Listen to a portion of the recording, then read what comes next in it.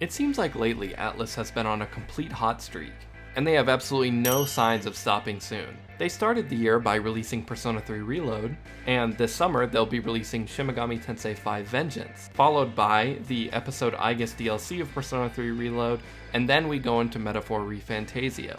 However, I've seen a lot of Atlus discussion being surrounded around what's next for Persona. I've just been seeing it literally everywhere lately due to some leaks about Persona 6, as well as people just sharing what they want to see for the next installment of the series. If I really had to think about what I'm excited for Persona 6, it's how do you one-up a game like Persona 5? Compared to all the other Persona games, Persona 5 is very grand in scale. It just has a bigger map, more characters, more to do. Whatever the next Persona game is has some huge shoes to fill. However, what if I told you that we already kind of know the direction that Persona 6 will be going in? Today, we are going to be talking about how wild Persona 6 truly will be. I think Atlus is cooking something special for us, and I think it's going to make Persona a mainstay in the JRPG household names. If you're new to this channel, just a real quick reminder to please like the video and subscribe to the channel if you want to. I really enjoy making these videos for you guys, and the support really helps out and gets me to make more. So yeah, without further ado, don't want to chill for too long, but let's get into how Persona 6 is going to be a massive, massive game. Now, if we want to talk about where Persona 6 is going to go, I think there are two main avenues we can look at. The new Atlus IP, Metaphor ReFantazio, has a lot of the Persona 6 staff on it. We know this from notorious Sega/Atlus leaker Midori. And it's been positioned that Metaphor was a game to train these people up so they're ready for the next installment of Persona. However, there are a lot of articles and stories about what Persona 5 was actually supposed to be as opposed to what we got. Using these 2 points, we are going to infer what Persona 6 is going to look like. And first, we're going to start with Metaphor ReFantazio. Now, admittedly, there isn't a ton of information about Metaphor out there yet. There's been a few trailers here and there and a developer video going over what to expect from the game. But even with the limited information that we do have, there's a lot that we can take from it. Metaphor does include a schedule system similar to Persona, but it is awfully different. Essentially, there's an election going on and you're trying to become the next king, so from what we understand now, I would assume that the schedule starts with the starting point of the story, and the story will end a little bit after the election. They mentioned in this developer interview that as you choose to go to different areas at different times, people will have different problems or want different things from you as you become king. How many times can I say different in this video? We'll find out. A lot of people have been talking about how it'd be interesting if Persona strayed away from the school life schedule. Now, while I don't necessarily think this is going to happen, if they were going to do it, I think Metaphor would be a good way of testing that. Earlier, I referred to the developer interview about Metaphor ReFantazio. One of the most interesting things that you can gather from this interview is when they're talking about how they want Metaphor to be a new pillar of Atlus JRPGs. They specifically mention how when looking at the fantasy genre, they wanted to completely reinvent it, so they started looking at the core aspects and building it from the ground up.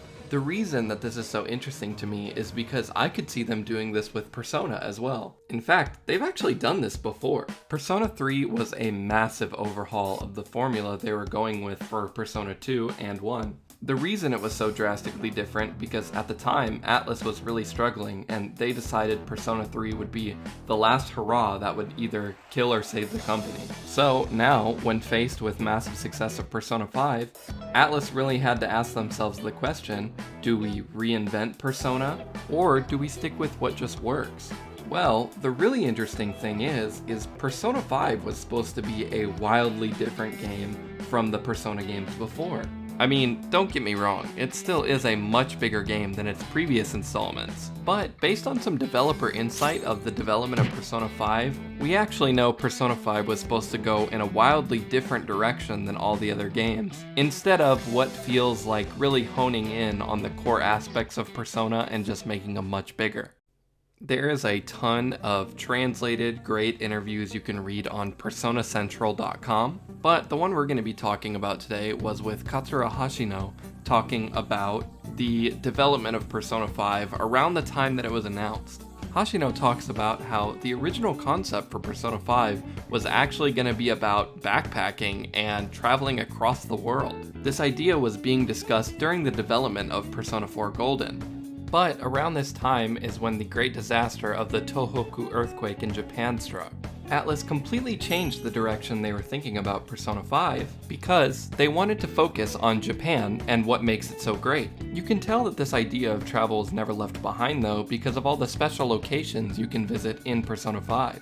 We even know, based off of a Persona 5 beta leak, that we were supposed to be able to visit older Persona locations such as Inaba.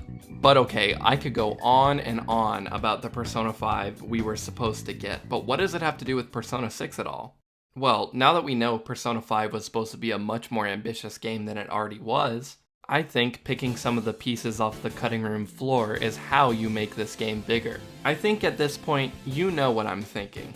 Persona 6 is going to take place on a worldwide map. No more being locked to Japan, we're going to travel.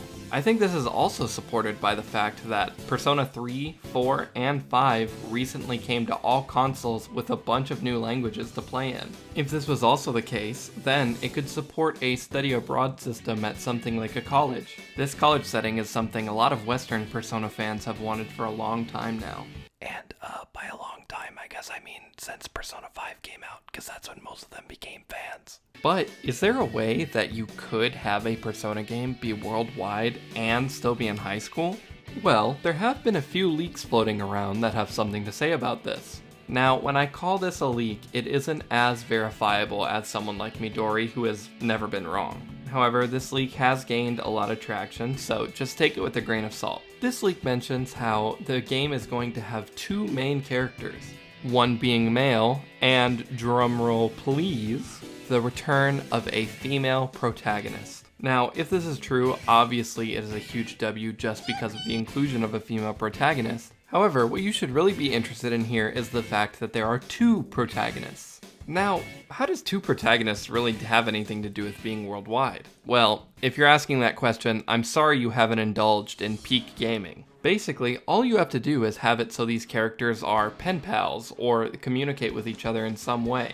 I mean, they really don't even have to communicate. You can just have it so their actions influence each other from across the world. The peak gaming I was referring to earlier would be none other than Yokai Watch 3. And I cannot tell you how excited I am to weasel Yokai Watch into one of these videos. This is one of my favorite series of all time, and hopefully I'll be able to make a video on it in the future. Yokai Watch 3, as I'm sure you can gather, does have two protagonists, one being a girl and one being a boy. Basically, you go back and forth between the country of BBQ, a parody of the United States of America, and Springdale, which is basically representative of Japan. You can switch to either protagonist whenever you want, however, if you wait to do it until certain story moments, it'll alter the story and give you additional cutscenes. I think if this leak were to be real and Atlus actually adopted a system like this, there is no doubt in my mind that Persona 6 would be absolutely mind-blowing. 2024 is an absolutely huge year for Atlus fans, but I think the thing that will truly blow up Atlus's popularity is this next Persona game.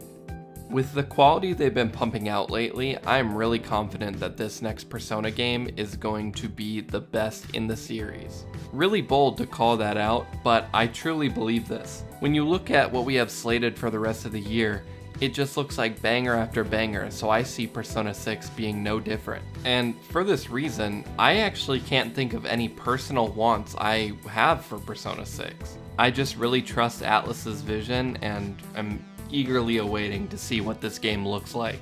But if you have any wants for Persona 6, let me know down in the comments. And while you're down there, once again, if you could like the video and subscribe to the channel, helps out a small channel like mine. I actually just started this back in January, so the support is greatly appreciated. My videos should be going back to a more frequent schedule again, so I hope to see you in the next one. Bye!